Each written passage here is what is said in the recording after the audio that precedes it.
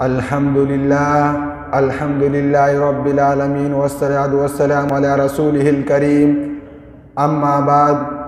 کبھی اے نوجوان مسلم تدبر بھی کیا تو نے، کبھی اے نوجوان مسلم تدبر بھی کیا تو نے، وہ کیا گردوں تھا تو ہے جس کا ایک ٹوٹا ہوا تارا، تجھے اس قوم نے پالا ہے آغوں سے محبت میں، تجھے اس قوم نے پالا ہے آغوں سے محبت میں، کچل ڈالا تھا جس نے پاؤں میں تاج سر دارا۔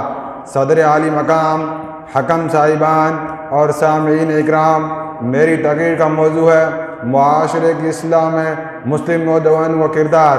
حضرات، معاشرہ مختلف افراد، کنبوں، خاندانوں، قبیلوں اور قوموں سے تشکیل پاتا ہے۔ ایک گاؤں کا معاشرہ ہوتا ہے، ایک شہر کا بھی، ایک صوبے کا معاشرہ ہوتا ہے اور ایک پورے ملک کا بھی۔ زیادہ وسیع اور تناظر میں دیکھا جائے تو پوری دنیا کا ایک معاشرہ ہے۔ تعلق مع اللہ، تعلق مع الناس، اس کے دو محور ہیں جن کے ارد گرد اصلاح کی چکی گھومتی رہتی ہے۔ آئیے ذرا تاریخ کے جھروکے سے جھانک کر دیکھیں، جب مسلم نوجوان ان اريد الا الاصلاح ما استطعت وما توفیقی الا باللہ کا پرچم لہرا کر اٹھے تو معاشرے میں کیسا انقلاب آیا، اور جب انہوں نے اس فرض منصبی کو چھوڑ دیا تو معاشرے کا کیا حال ہوا۔ حاضرین بزم، ایک وقت تھا جب مسلم نوجوانوں نے پوری دنیا کے اندر ایک انقلاب عظیم برپا کر دیا تھا۔ وہ لوگ عرب کے وادی غیر ذی زرع سے نکل کر اطراف عام پر چھا گئے تھے۔ چین سے لے کر فرانس کے دریائے لوائر کے کنارے تک اسلام ہی کا پرچم لہرا رہا تھا۔ دست تو دست ہے دریا بھی نہ چھوڑے ہم نے، دست تو دست ہے دریا بھی نہ چھوڑے ہم نے، بحر ظلمات میں دوڑا دیے گھوڑے ہم نے۔